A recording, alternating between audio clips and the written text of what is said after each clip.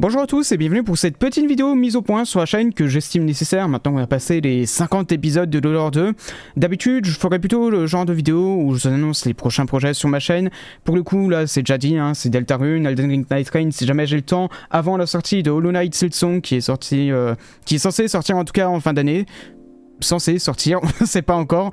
Mais voilà, cette vidéo là sera pour le coup pas vraiment une vidéo annonce des futurs projets parce que c'est déjà établi, mais beaucoup plus une vidéo pour faire une mise au point sur certains points que j'estime nécessaires à aborder aujourd'hui. Pour vous mettre un petit peu dans le contexte de la chose et pourquoi je fais ça aujourd'hui et pas il y a 3 mois ou il y a 6 mois ou il y a 2 ans ou il y a 3 ans ou...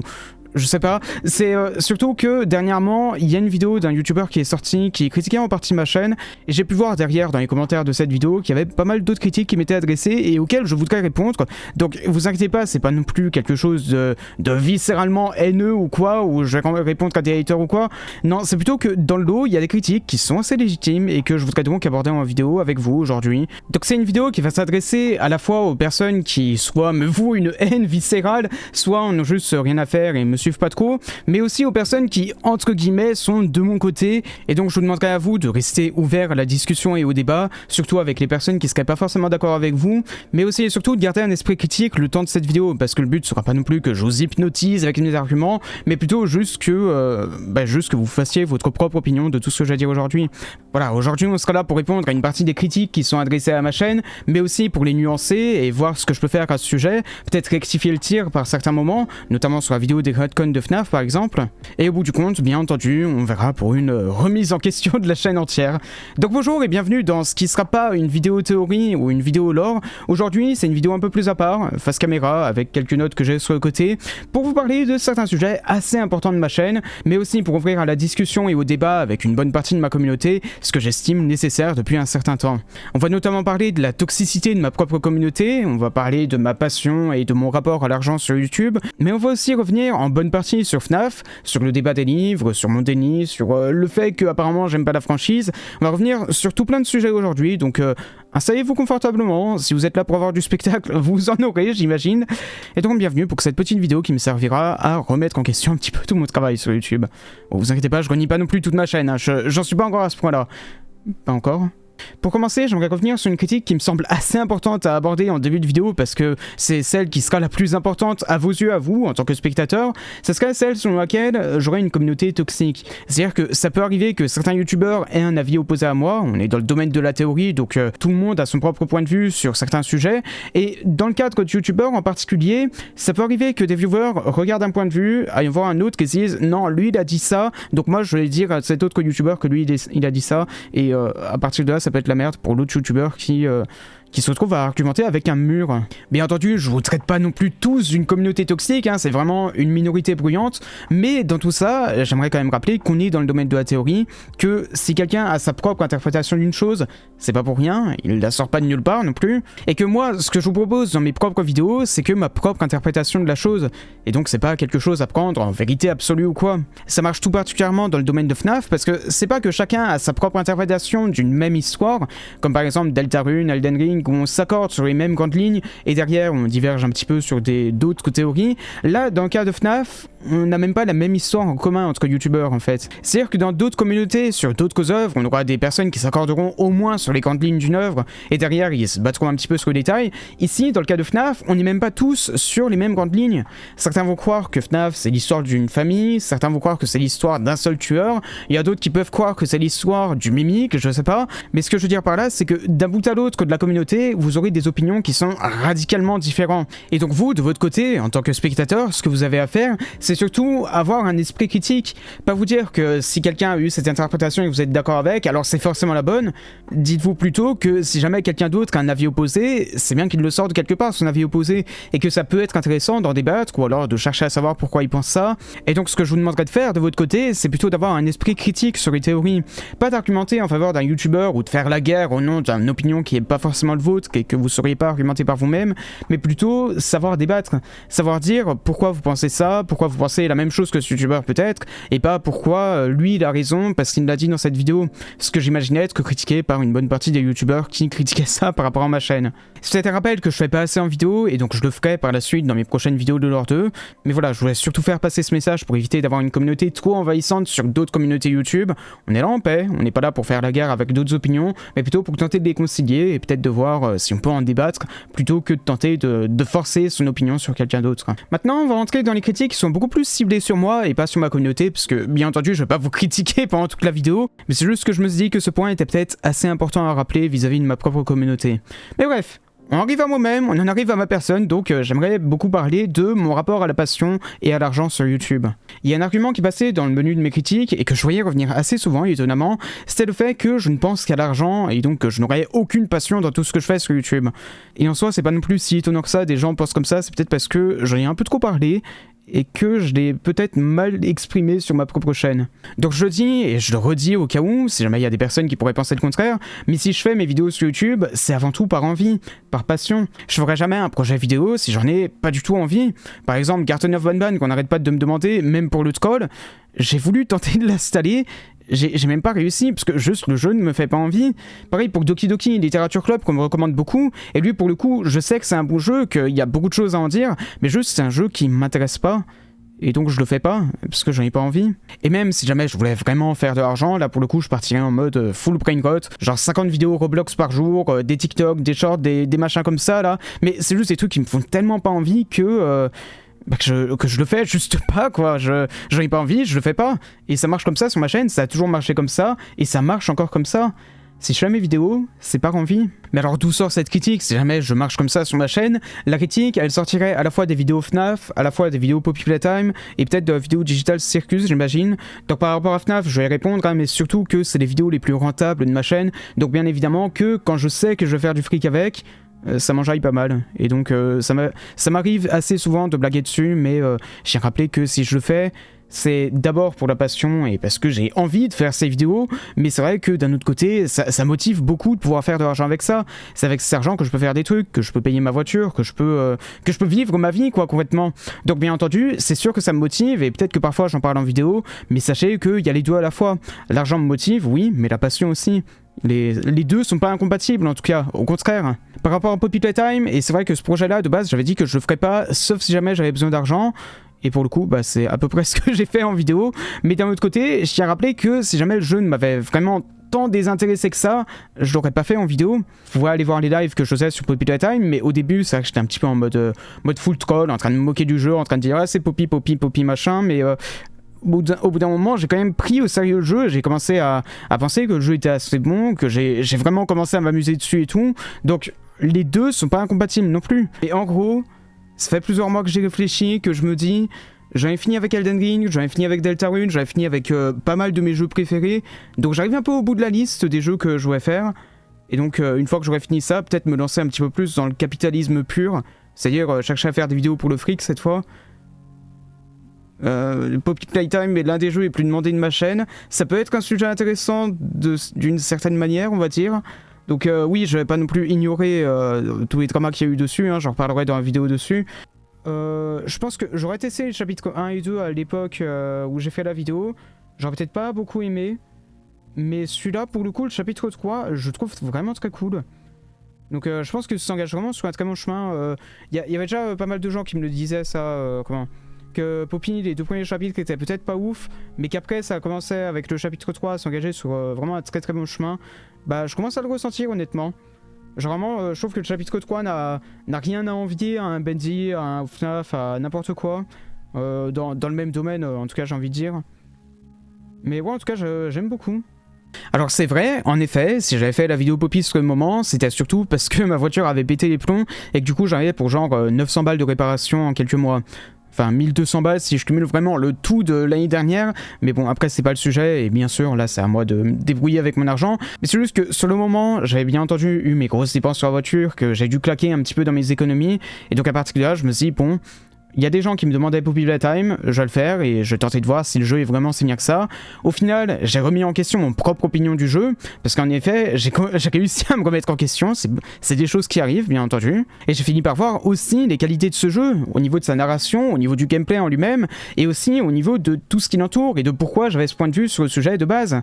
Donc bien sûr, je critiquais il y a 3 ans parce que oui, j'étais un petit peu un gamin de 18 ans qui comprenait pas non plus le monde du travail, mais derrière, même si j'ai enclenché ce projet parce que sur le coup j'avais besoin d'un petit peu d'argent, ça m'a pas empêché d'apprécier le jeu, ça m'a pas empêché d'apprécier l'analyse de ce jeu, de pouvoir un petit peu refaire le puzzle Poppy Playtime et découvrir pas mal d'autres trucs avec, genre notamment sur tout ce qui est système nerveux, et là pour le coup c'est un sujet qui est quand même assez intéressant pour le coup, mais je crois que je commence un petit peu à m'égarer là sur le sujet de Poppy Playtime. Ce que je voulais surtout dire, c'était que passion et argent sont pas non plus incompatibles, et que même si ça m'arrive de lancer un projet par envie d'argent, si je vais jusqu'au bout de ce projet, c'est avant tout parce que j'en ai envie et que le sujet me passionne vraiment, et pas parce que juste je suis en mode argent et je produis juste pour ça.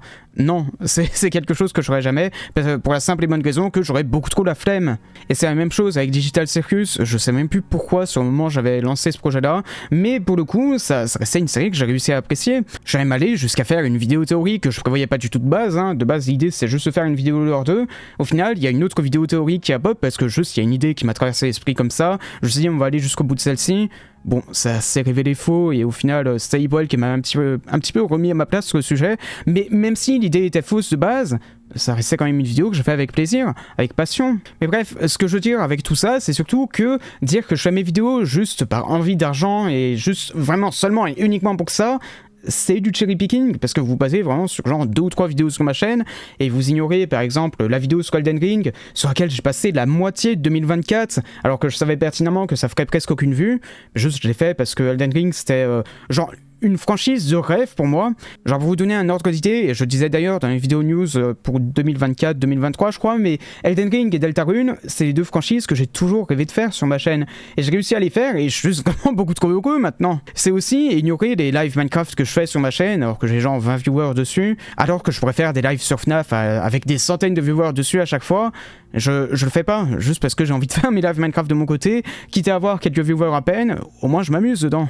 Et pour vous prouver que je continue de faire les vidéos avec passion, je vais même sortir de ma propre narration sur un certain sujet, mais j'ai la chaîne de NoRealis à côté, sur laquelle je poste assez régulièrement des vidéos un petit peu plus cachées, non répertoriées, que vous pouvez voir, que vous pouvez découvrir à travers les vidéos de Lore 2, et je vous dirai pas exactement comment, mais certains l'ont déjà remarqué, certains ont déjà pu voir 1 ou 2 vidéos, et donc à côté de ma propre chaîne, à côté de mes vidéos, j'arrive quand même à développer mon propre univers de fiction, et ça pour le coup c'est vraiment genre un rêve de gamin pour moi, que j'arrive à rendre réel à l'aide de ma chaîne YouTube, à l'aide de cette chaîne sur NoRealis. Oui, la chaîne n'est pas monétisée, oui j'en fais pas souvent la pub, et oui, je devrais en faire la pub si je voulais vraiment qu'il y ait des gens qui enquêtent dessus, mais pour le coup je vous laisse faire, je vous laisse découvrir le sujet, je vous laisse revenir sur les anciennes vidéos si vous voulez vraiment découvrir le sujet en entier, mais je continue de faire ça par passion. Je continue de développer mon univers avec énormément de passion et d'amour pour mes propres personnages, et ça, c'est totalement ignoré par les personnes qui disent que je fais ça que pour le fric. Donc à ces personnes-là, je voudrais juste vous prouver que, pour le coup, j'ai toujours la passion pour YouTube.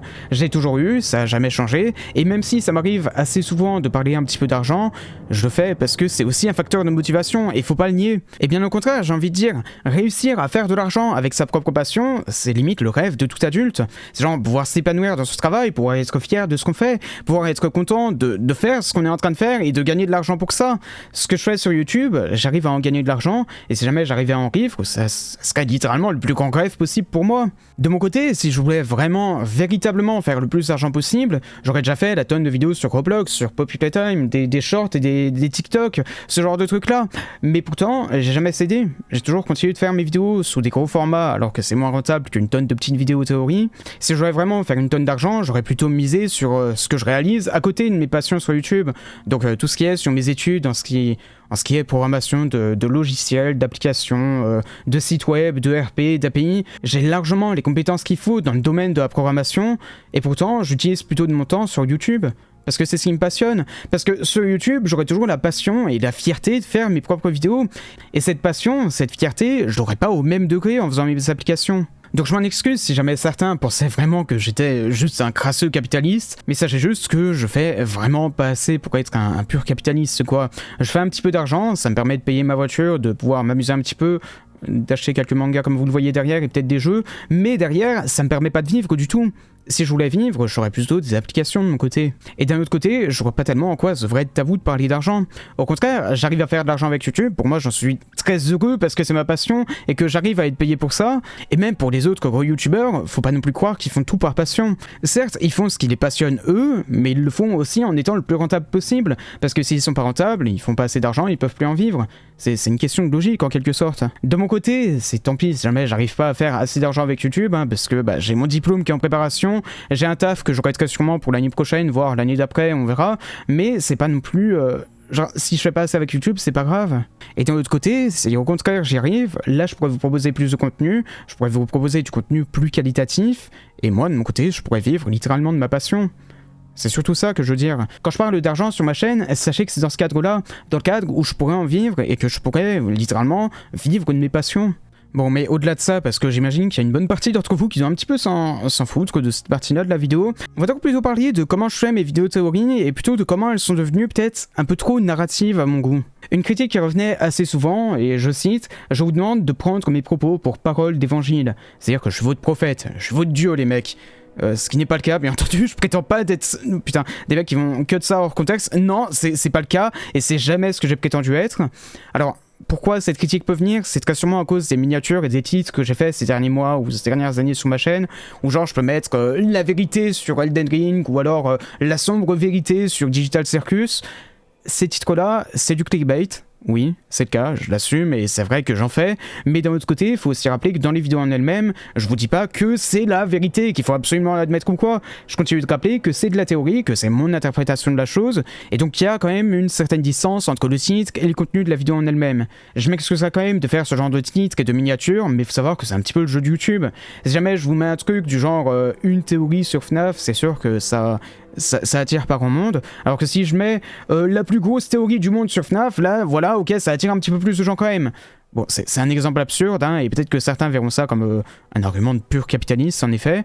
Mais d'un autre côté, c'est le jeu de YouTube, c'est comme ça que ça marche, et je m'en excuse si jamais je dois faire ce genre de titre comme miniature, mais c'est ce que j'estime nécessaire si je veux réussir à vivre de mes passions. Alors après, au-delà de tout ce qui est titre comme miniature, c'est vrai que le contenu en lui-même des vidéos est peut-être parfois trop narratif. Ce que j'entends par là, c'est que parfois je pars sur une interprétation et que je me focalise peut-être un petit peu trop dessus, et que du coup je suis tellement un petit peu dans cette narration au niveau de ce que je dis dans ma vidéo, que ça peut paraître un petit peu trop comme quelque chose où je vous explique ma vérité, où je vous explique une histoire de A à Z, et du coup ça sonne un petit peu comme si c'était l'histoire avec un rang H, alors que c'est pas le cas, alors que c'est juste mon interprétation de la chose, mais je le rappelle peut-être pas assez souvent que c'est le cas. Et ça arrive aussi parfois que j'ai tellement envie de faire une belle conclusion à une vidéo que j'en fais une conclusion qui est peut-être un petit peu trop simplifiée, du genre la vidéo sur Elden Ring où ça se résume grossièrement à la religion c'est pas bien, la foi personnelle c'est bien.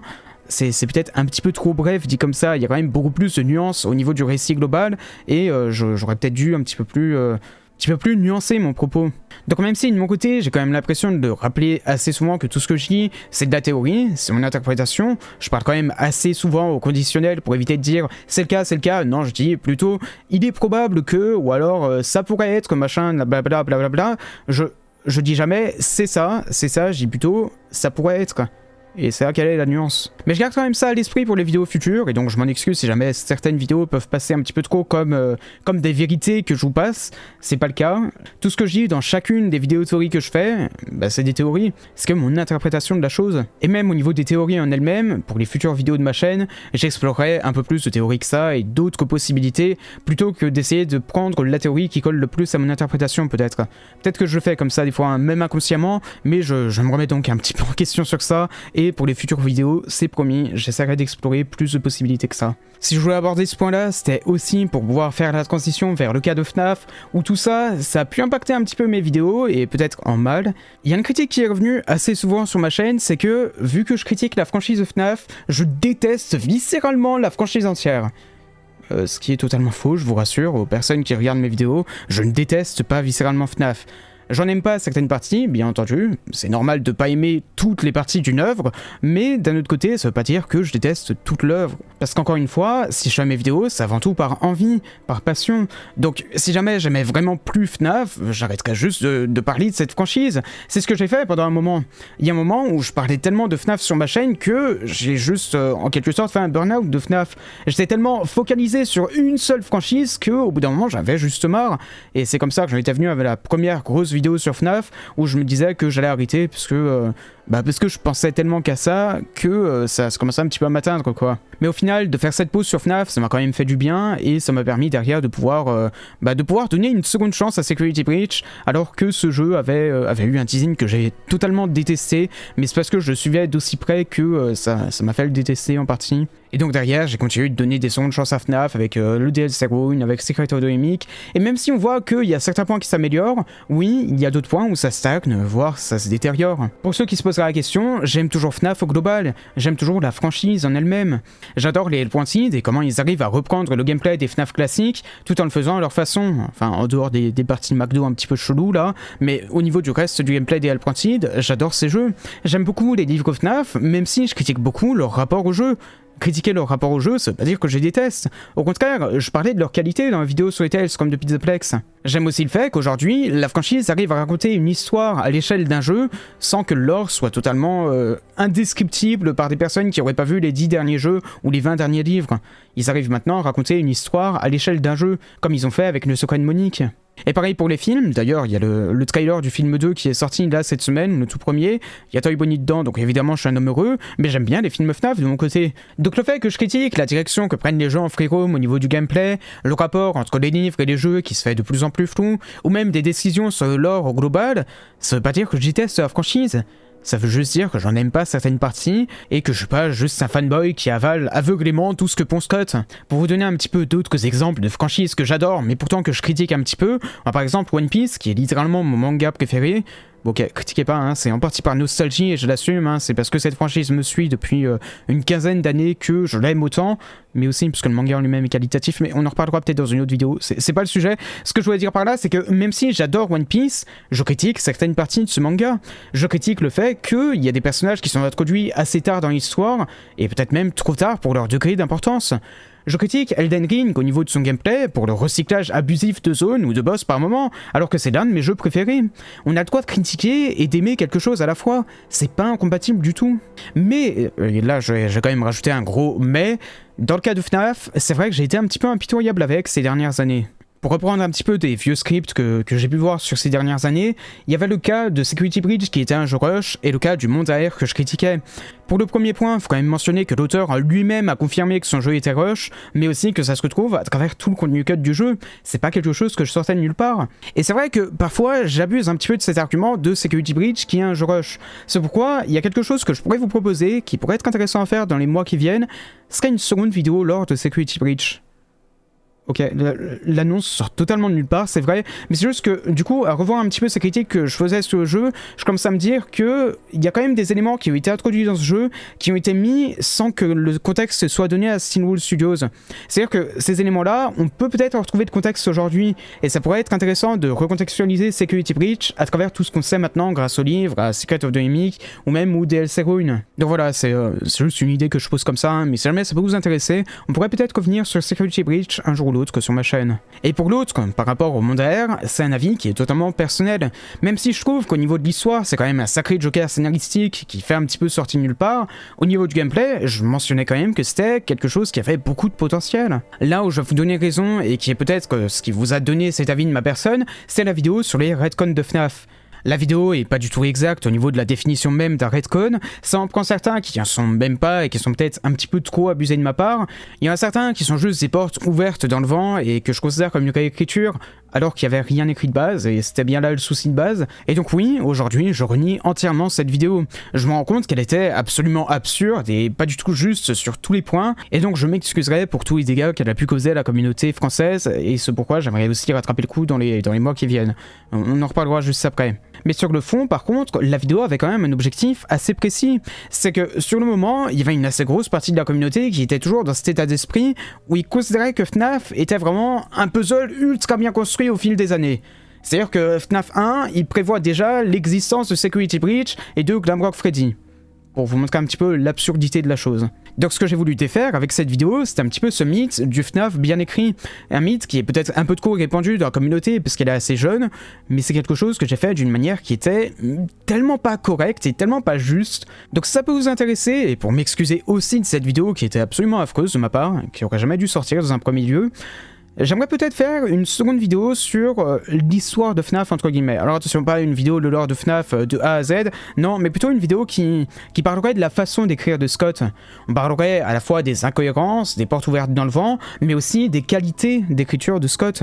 Ce qui est quelque chose que j'ai notamment ignoré dans cette vidéo sur les Redcon. Le but de la vidéo étant pas non plus de vomir sur tout ce qu'a fait Scott, mais plutôt de réussir à un petit peu plus nuancer la chose et de parler à la fois des défauts de la franchise, mais seulement si c'en est vraiment, hein, et cette fois pas en forçant certains qui n'en sont juste pas, mais aussi de parler des qualités d'écriture de la franchise, de ce qu'elle a su apporter à Internet et de ce qu'elle a su fournir à sa propre communauté depuis des années. Ça peut être intéressant de nuancer la chose à travers une autre vidéo qui parlerait cette fois de l'histoire de FNAF d'un point de vue plus extérieur. Donc voilà, si jamais cette vidéo peut vous intéresser, n'hésitez pas à me le dire en commentaire, mais c'est une idée que je pose comme ça pour en partie m'excuser pour la vidéo Redcon qui n'était pas juste. Donc pour conclure cette partie, qui est un peu plus sur le fait que je déteste FNAF, j'aimerais déjà m'excuser pour la vidéo Redcon et les dégâts qu'elle a pu faire sur la communauté. J'aimerais rectifier le tir avec une vidéo qui serait beaucoup plus précise sur le sujet et qui prendrait aussi en compte les qualités d'écriture de Scott Cawthon. Je pense que c'est surtout cette vidéo-là qui fait que certaines personnes pensent que je suis un gros hater de la franchise et que je justifie tous mes mauvais avis par des Redcon qui auraient été faits, alors que c'est pas le cas. Tous les Redcon dont je parlais dans cette vidéo, c'est des choses qui étaient déjà écrites et que j'avais pas théorisé à l'époque ou quoi. Et le but de la vidéo, c'était pas non plus juste de cracher mon venin sur la franchise. Ça, vous l'auriez su si vous aviez vu au moins la conclusion de la vidéo. Le but était surtout de démystifier ce mythe de FNAF qui est ultra bien écrit, qui est ultra propre, qui est au niveau de Deltarune pour être que dans l'absurde total. Et donc pour ce qui est des vidéos FNAF plus globalement, j'envisagerais pas non plus d'arrêter de critiquer FNAF parce que ça serait pour le coup un petit peu de la positivité toxique, mais plutôt de abréger certaines de mes critiques, voire peut-être d'enlever certaines critiques qui seraient beaucoup plus personnelles, beaucoup trop subjectives et pas assez objectives par rapport à la franchise en elle-même. J'ai le droit de critiquer ce que je n'aime pas, mais c'est vrai aussi qu'il faut que je pense que ce que je critique, il y a aussi une bonne partie de la communauté qui va peut-être penser la même chose derrière parce que je l'aurais dit. Et ça, je le prends en compte, c'est que maintenant, j'ai un poids dans la communauté, donc j'espère à l'avenir pouvoir effacer en partie les dégâts qui ont été faits avec cette vidéo sur les Redcon, mais aussi pouvoir un petit peu me réconcilier avec cette partie de la communauté qui me prend peut-être pour un gros hater de la franchise. C'est pas le cas, je vous rassure, et j'aime toujours la franchise de FNAF, juste que j'en critique des parties de façon parfois illégitime, c'est vrai. Et tant qu'on est sur le sujet des dégâts que j'ai pu faire à la communauté FNAF française, il y a un sujet qui est revenu très souvent, c'est celui de la canonisation des livres FNAF. On a pu me dire que ça faisait maintenant 3 ans que j'étais en train de vous ennuyer avec tout ce qui était canonisation des livres FNAF, en train de vous dire oui, les livres sont canons au jeu et c'est comme ça, il n'y a rien à faire avec, et déjà j'aimerais rétablir un petit bout de vérité sur le sujet. Déjà que dans la vidéo sur Security Breach, j'admets simplement que les livres sont importants pour les jeux. Je l'admets, je dis pas non plus qu'ils sont canons, au contraire je disais qu'il y avait des incohérences entre les deux, et derrière il y a eu aussi la vidéo sur le DLC Rune qui introduisait le méchant des livres dans les jeux, où pour le coup j'ai quand même pas cédé au fait que les livres soient canons au jeu, juste dit, il y a les deux possibilités, vous faites ce que vous voulez avec, moi de mon côté je vais pas me mouiller. C'est simplement depuis début 2024 que je commence à prendre parti sur le sujet et que je commence à me dire que il y a beaucoup trop d'éléments qui commencent à faire pencher la balance. Donc dans la vidéo sur les 10 ans de FNAF, j'ai carrément fait une timeline qui partait du postulat que les livres étaient canons au jeu. Et c'est pas non plus si grave que ça, hein, c'est genre que de la théorie quoi, mais c'est vrai que d'un autre côté, vu que j'ai un poids dans la communauté, le fait que moi je le fasse, ça a peut-être plus d'impact que ce soit n'importe quel random qui le fasse quoi, entre guillemets. C'est-à-dire que vu que moi je suis la personne qui a actuellement une énorme voix dans la communauté FNAF, si je fais cette timeline, c'est une bonne partie de la communauté qui peut y croire, et donc qui dira que les livres sont canons au jeu. Et pour ça je m'en excuse, j'ai en effet pris parti sur le sujet, et ce que j'aurais dû... Je sais pas, ça reste quand même mon avis, et de toute façon, je disais quand même dans la même vidéo que je restais ouvert à l'autre possibilité, mais juste que j'attendais une confirmation de l'auteur pour ça, et que d'un autre côté, on avait plein d'éléments qui faisaient pencher la balance du côté de la canonisation des livres. Alors reste le souci de la canonisation des livres, et dans ce cas, retirer les origines du mimique, et on sait plus grand chose de lui. Retirer la mort de William Afton, et on sait pas pourquoi, mais il est pas dans le blob, il a disparu du Pizza Place. Et retirer quasiment toute l'histoire du Pizzaplex, et il reste plus grand chose pour contextualiser Security Breach. Libre à vous de la canoniser ou non, mais sachez que ce choix repose majoritairement sur ça. Soit vous acceptez que les livres sont canons au jeu et que ça comble une tonne de trous dans le lore pour donner une timeline solide dans l'ensemble, soit vous continuez de nier le lien, vous avez une timeline des jeux qui a pas mal de trous et d'incohérences et vous vous compliquez la vie à fond. Bien entendu, c'est totalement possible que j'ai eu tort sur le sujet. On a eu Secret of the Mimic qui apporte quelques contradictions, mais qui d'un autre côté se permet quand même de faire des références au livre et qui peut te faire dire que ça reste ce canon d'une certaine façon assez chelou. Donc oui, Scott continue de jouer avec le sujet et le débat est pas tellement fini, mais juste que du coup, avec cette autre vidéo sur Secret of the Mimic, je me suis rétracté de mon avis. J'ai fini par dire non pas que les livres étaient canons, mais juste que c'était possible qu'ils le soient. Et que je reviens dans cet entre-deux où je dis ils sont ni canons ni semi-canons, ils sont c'est les livres de Schrödinger quoi. Alors ce dont on m'accuse sur le sujet, c'est quand même d'avoir fait du cherry picking, donc c'est-à-dire que tu prends en compte que certains arguments et t'ignores ceux d'un avis opposé pour dire oui mon avis est correct parce que regarde il y a des arguments sur le sujet et on ignore totalement les contre-arguments. Pour les personnes qui disent que les livres sont semi-canons au jeu FNAF, là pour le coup on va pas trop les accuser de cherry picking alors que c'est littéralement ce qu'ils font, parce qu'ils ignorent la possibilité qu'en effet ce soit canon. Et moi de mon côté, en effet, ce que j'avais fait dans la vidéo sur les 10 ans de FNAF, j'en ai fait un petit peu en disant que c'était plus probable que les livres soient canons. Mais d'un autre côté, c'était ce que je disais, juste que c'était quelque chose de très probable, je disais toujours pas que c'était sûr et certain à 100%. Par contre, au niveau de l'analyse en elle-même, je faisais pas de cherry picking. J'ignorais pas le fait que livre et jeu se rapprochent depuis des années au niveau des théories. J'ignorais pas que certains livres sont tellement proches des jeux qu'on a l'impression que c'est dans la même timeline. Et j'ignorais pas non plus les contradictions entre livres et jeux. Au contraire, j'en parlais dans certaines vidéos et je les démontrais comme fausses ou alors vraies pour certaines. Le seul truc dont on peut m'accuser en termes de cherry picking, c'est d'avoir ignoré une possibilité. Et au contraire, j'en parlais de cette possibilité. Je disais qu'elle était tout à fait possible. Et donc si je disais de mon côté que les livres étaient canons au jeu FNAF, c'était surtout parce que ça me permettait de combler une tonne de trous à la fois. Et juste pour ça, quoi. Alors, est-ce que j'ai eu tort ? Peut-être. C'est possible que Scott me donne tort avec les prochains jeux, ou alors même avec le dernier jeu pour certains, mais d'un autre côté, est-ce que j'aurais tort maintenant de continuer à dire que les livres peuvent être canons ? Non. Et ça, je l'ai démontré dans ma vidéo sur Secret of the Mimic. C'est pas que je suis dans le déni sur le sujet, c'est juste que je sais que Scott joue avec le sujet depuis des années, que dès Security Breach, c'était pas possible que les livres soient canons, et que pourtant, maintenant, on a toujours la possibilité. Voilà, juste pour vous dire que ça va et vient depuis des années le sujet des livres, et que c'est pas quelque chose qui date d'hier, d'avoir la communauté qui part d'un côté sur ouais c'est canon sur 100%, à c'est semi-canon sur 100%, et le jeu suivant ce sera l'inverse quoi. Donc oui, je m'excuse d'avoir pris parti sur le sujet l'année dernière, et c'est d'ailleurs quelque chose sur lequel Goldjude m'avait pas mal engueulé quand même, parce que il voyait que j'étais en train de prendre parti sur le sujet, et si je le faisais, c'était surtout parce que j'en avais un petit peu marre de rester sur cet entre-deux, que j'en avais marre de dire c'est semi-canon et peut-être canon à la fois, et que du coup je pourrais pas faire de timeline parce que ça faisait 2 grosses timelines à faire et que j'avais purement la flemme. Mais du coup, en disant que le débat existe toujours, je fais pas du cherry picking, je suis pas dans le déni. Au contraire, faire du cherry picking sur le sujet, ce serait prendre en compte que certains éléments et dire que c'est semi-canon, alors que d'autres éléments dans le jeu te disent directement que la possibilité existe toujours. Et donc de mon côté, ce que je ferais, c'est que je continuerai de parler du débat et de parler des 2 points de vue à la fois, parce que si jamais je vous disais qu'un cas est confirmé et pas l'autre, là pour le coup ça pourrait faire des dégâts à la communauté FNAF, et donc je me dis que c'est peut-être mieux de rester dans cet entre-deux sur le sujet. Parce qu'il faut quand même rappeler que le débat des livres, c'est littéralement aujourd'hui le débat le plus toxique de la communauté FNAF, et on a pu le voir ça sur la communauté anglaise il y a un peu plus d'1 an je crois, où en gros il y avait quelqu'un qui en avait tellement marre du sujet qu'il a commencé à écrire un faux mail de Scott en disant qu'il confirmait une vision sur les livres, ce qui a forcé Scott à sortir de cette tanière et à répondre sur le sujet. Et Scott, ce grand homme qui est quand même assez proche de sa communauté, au lieu de donner enfin une réponse à un sujet où il voit que la communauté est toxique, où il voit que la communauté se déchire littéralement dessus, il s'est foutu de notre tronche et il nous a troll sur le sujet.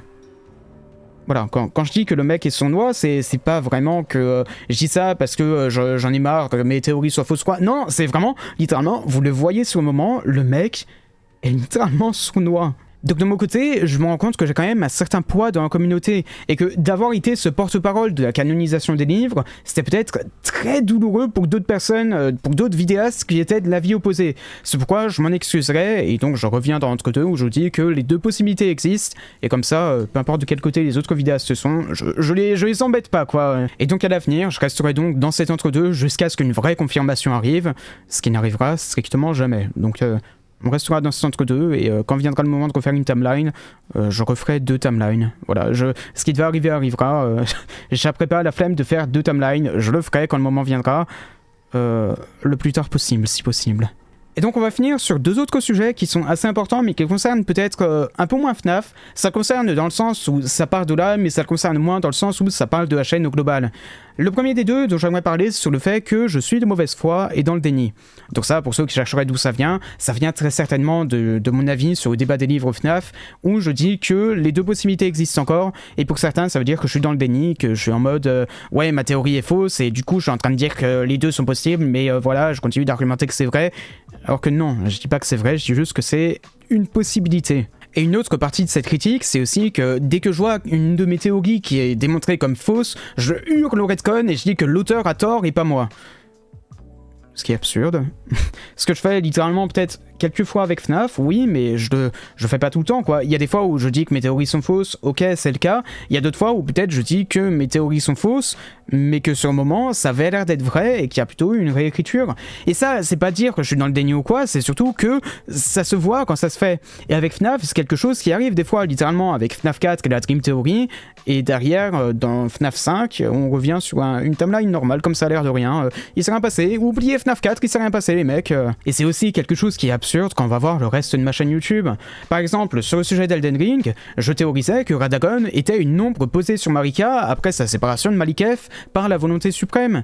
Ce qui se révélait absolument faux avec le DLC, et au lieu de hurler au retcon ou quoi, comme certains disent, bah j'ai juste admis l'autre possibilité et je commençais à théoriser autre chose sur Radagon. Pareil, au niveau de la volonté suprême que j'imaginais être un énorme boss du DLC d'Elden Ring, au final, j'ai fini par théoriser quelque chose de totalement différent, et même de bien meilleur à mes yeux dans la vidéo sur le DLC. Je suis pas dans le déni, au contraire, je disais plutôt que oui, j'ai eu faux sur le sujet, et tant pis, on passe à autre chose, quoi. C'est pareil avec Digital Circus, où j'ai fait une vidéo entière pendant une semaine sur un sujet, et au final, j'ai appris que ça avait déjà été débunk par l'autrice sur un post de Tumblr, genre parmi ces 5000 posts de Tumblr, il fallait retrouver le tout petit moment où elle en parlait, et honnêtement, j'aurais jamais pensé à aller sur Tumblr, parce que c'est un réseau social que j'utilise absolument pas, genre que je connais tout juste, c'est que j'ai connu littéralement grâce à cette autrice. Bon oui, ça peut être un petit peu con pour certains, mais voilà, je suis pas sur Tumblr de mon côté. Mais bref, au-delà de ça, j'ai vu qu'il y avait la confirmation de l'autrice sur le sujet. Bon, derrière, ce que j'ai fait, c'est que j'ai épinglé le commentaire d'Iboel sur le sujet sur ma vidéo. Bon, je l'ai fait un peu tard, hein, je l'ai fait littéralement il y a une semaine parce qu'on m'a reproché une nouvelle fois le sujet et je me suis dit, ouais, ce serait peut-être pas trop mal d'épingler un commentaire sur le sujet et comme ça, on m'en aura peut-être un petit peu moins avec ça. Et j'en avais reparlé derrière sur la vidéo sur le lore de Digital Circus et bah voilà, j'ai juste assumé, quoi, j'ai pas traité l'autrice de tous les noms, c'est pas quelque chose que je fais. Et c'est quelque chose qui marche aussi dans l'autre sens. Quand j'ai raison, je m'en vante pas sur tous les toits, quoi. Je suis pas en mode ouais, j'ai eu raison, pas vous, non. Enfin, je veux dire, j'ai eu raison de faire le lien entre ADN et Creuset de la vie dans Elden Ring sans le DLC, et le DLC m'a donné raison en rajoutant des arguments là-dessus. J'ai eu raison sur une tonne de trucs qu'on a théorisé dans Bendy et Poppy Playtime, et au final, est-ce que j'ai fait le mec arrogant au possible avec ça? Non. J'ai juste été content de pas avoir à refaire ma timeline entière et voilà, on n'en parle plus, quoi. C'est tout. Donc à ceux qui pourraient penser que je suis une mauvaise foi, que je fais l'aveugle devant de nouveaux indices ou que je suis dans le déni, bah vous êtes pas allé bien loin sur ma chaîne pour penser ça. Parce que c'est pas le cas. Et je m'en excuse aussi si parfois je peux en donner l'impression, mais c'est pas l'image de moi-même que je veux envoyer. Il faut s'en rendre compte. Si je critique FNAF et pas Elden Ring, Bendy, Poppy ou même Deltarune, c'est pour une raison. C'est en effet parce que le cas de FNAF est assez particulier. Et il faut pas croire que c'est dans ma nature de hurler au retcon absolument partout. Parce que vous avez qu'à voir les autres vidéos sur ma chaîne pour voir que c'est pas le cas. Alors en effet, il y a certains moments où j'ai abusé de la situation par rapport à FNAF, très notamment la vidéo de retcon qui est très sûrement celle qui aujourd'hui tâche beaucoup ma réputation. Et pour ça, je m'en excuse, je m'en suis déjà excusé, j'ai déjà dit donc qu'on pourrait faire quelque chose pour rectifier le tir. Mais sur d'autres sujets, comme par exemple les logiques de FNAF qui se réécrivent au fil du temps, voire qui sont des jokers narratifs pour certains, sur Security Breach qui est rush, ou alors sur le lien entre les livres et les jeux, qui sont parfois peut-être qui ont l'air de faire des va-et-vient entre canonisation et semi-canonisation, ça... c'est pas quelque chose que je dis par déni, c'est quelque chose que je dis parce que c'est le cas. Et nier tout ça en disant que FNAF est un gigantesque puzzle super bien construit, pour le coup, c'est du cherry picking, parce qu'il faut prendre en compte le contexte derrière la création d'un jeu, derrière ce que fait un auteur avec sa propre création. Et enfin, avant de conclure la vidéo, j'aimerais parler du fait que je sois apparemment fermé au débat. Ce qui est absolument faux quand on va voir l'espace commentaire de toutes mes vidéos parce que je réponds littéralement à tous les commentaires, mais les personnes qui m'accusaient de ne pas être ouvert au débat ne m'ont simplement jamais proposé de débat, donc c'est peut-être un petit peu déplorable de dire ça alors que j'ai jamais eu ma réponse à dire sur le sujet, quoi. Sachez que si j'étais invité en débat, là, actuellement, je viendrais volontiers, surtout au niveau du mois prochain, parce qu'après ça, je serai en cours, donc évidemment, j'aurai moins d'envie et de motivation, parce que j'aurai déjà pas mal de vidéos à faire de mon côté, et du coup, avec les cours et le travail, tout ça, j'aurai moins le temps, en tout cas, à partir de septembre, de faire des débats vidéo. Donc vraiment, si jamais il y a des personnes qui vont nous proposer, proposez-moi pour août. On se fixe une date et on fait ça direct, parce que après ça, je risque de refuser par manque de temps. Et là, pour le coup, je le dis, c'est pas un refus de débat, c'est juste d'une, j'aurais la flemme parce que j'aurais beaucoup de trucs à faire, et de deux, parce que j'aurais vraiment pas le temps. Mais bref, pour répondre à la critique en elle-même, dire ça, ce serait ignorer que je réponds à littéralement tous les commentaires de ma chaîne. Si jamais je réponds pas à certains, je lâche au moins un super like pour dire que j'ai lu votre commentaire, je l'ai bien aimé, et juste j'ai rien de plus à répondre, quoi. Et ça m'arrive des fois aussi d'entamer des grosses discussions avec certains en commentaire sur des sujets où je me dis que ça peut être intéressant d'en débattre un petit peu plus qu'une seule réponse. Et ça peut m'arriver aussi des fois d'oublier de répondre à un commentaire, passer une première réponse, parce que j'en reçois pas forcément la notification et je pense pas forcément aller revoir le commentaire. C'est pourquoi, si vous voulez vraiment débattre avec moi, je conseillerais plutôt de le faire soit sur Discord, soit sur Twitter, où là, pour le coup, je verrai le message et j'y répondrai plus tard. J'espère, ça m'arrive aussi d'oublier sur Discord ou Twitter, mais j'essaye de répondre le plus possible en tout cas, et j'essaye d'être ouvert au débat et à la discussion. J'ai jamais été fermé, et au contraire, j'ai juste jamais été invité en vidéo. Pas une fois avec Godjude, mais je pense pas que ça compte à vos yeux. J'imagine. Donc voilà, je laisse l'invitation ouverte pour le mois d'août, s'il vous plaît. Au-delà de ça, je sais pas encore quand est-ce que je serai disponible, ni comment, mais au moins pour le mois d'août, je sais que je serai disponible, qu'on pourra se faire un petit après-midi de débat si vous le souhaitez. Mais sinon, après ça, ça sera les cours, et là, ce sera compliqué pour moi. Donc voilà, si jamais vous voulez débattre, que ce soit sur FNAF, là bien sûr, je pense qu'il y aura du monde, mais aussi sur Elden Ring, sur One Piece, sur Deltarune, sur plein de sujets que j'ai traités sur ma chaîne, n'hésitez surtout pas, ça pourrait m'intéresser, ça pourrait être intéressant de faire des feats comme ça. Donc de mon côté, je crois que j'aurais pas grand chose de plus à dire, j'ai dit ce que j'avais à dire dans cette vidéo, et maintenant, l'heure est plutôt au débat et à la discussion en commentaire. C'est pourquoi, que ce soit les personnes qui sont d'accord avec moi, ou même celles qui seraient pas d'accord, ou alors qui auraient des choses à redire sur la vidéo, n'hésitez surtout pas à commenter, la vidéo est là pour ça, la vidéo est là pour ouvrir à la discussion sur ma propre chaîne, et sur les décisions que je pourrais prendre à l'avenir pour certaines grosses vidéos de ma chaîne. Bien entendu, c'est pas non plus le genre de vidéo que je ferai tout le temps, c'est vraiment là exceptionnellement parce que j'ai vu qu'il y avait des avis qui ressortaient, et que je me suis dit que ça pouvait être pertinent de répondre à certains, mais pour ceux qui pourraient se dire hey, mais Tristan, faut pas répondre aux haters ou faut pas leur donner raison, pour le coup, s'il y a des haters de base, c'est pas pour rien non plus, et donc il faut aussi pouvoir répondre et faire des compromis par moment, parce que ils ont raison sur certains points. Oui, il y a des points où ils peuvent abuser, parfois ils peuvent dire des choses qui sont totalement fausses, mais il y a aussi certaines critiques qui sont légitimes, et c'est à celles-là que je voulais répondre dans cette vidéo. Et donc en effet, oui, il y avait des torts de mon côté, je les ai reconnus dans cette vidéo, et j'aimerais donc un petit peu rectifier le tir à l'avenir. Pour ce qui est de FNAF, déjà, je renie totalement la vidéo sur ces retcons. C'est pas que je fais ça juste pour satisfaire les rageux ou quoi, c'est juste que je le reconnais, il y a beaucoup d'absurdités sans nom dans cette vidéo, et qu'elle a été faite d'une façon qui est totalement en tort par rapport à la franchise. Donc je m'en excuse pour les conséquences qu'a pu avoir cette vidéo sur la communauté FNAF française, et c'est pour ça que j'aimerais rectifier le tir avec une vidéo qui serait beaucoup plus précise sur la façon d'écrire de Scott Cawthon. Une autre décision que j'ai déjà prise avec la vidéo sur Secret of the Mimic, mais c'en est fini de ma prise de parti sur le débat des livres.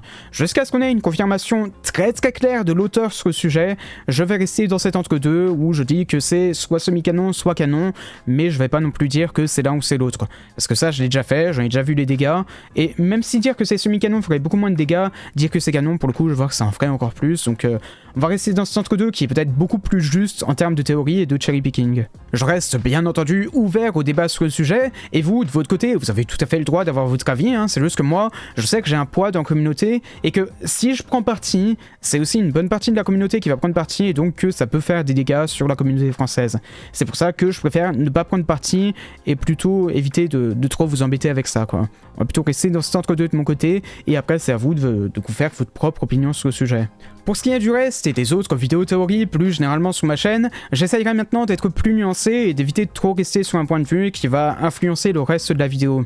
Donc pour le coup, attendez-vous peut-être à ce que mon travail d'analyse soit peut-être plus finement réalisé à l'avenir. Et c'est ce que j'espère. Ce que j'ai toujours espéré faire, c'est faire des vidéos qui sont de mieux en mieux sur ma chaîne. Et pour finir, pour répondre à une partie des critiques qui m'étaient adressées, faut pas non plus prendre le cas de FNAF pour le cas général sur ma chaîne. FNAF, c'est une franchise qui a un niveau d'écriture qui certes s'améliore avec le temps, mais qui a tout de même beaucoup beaucoup de lacunes.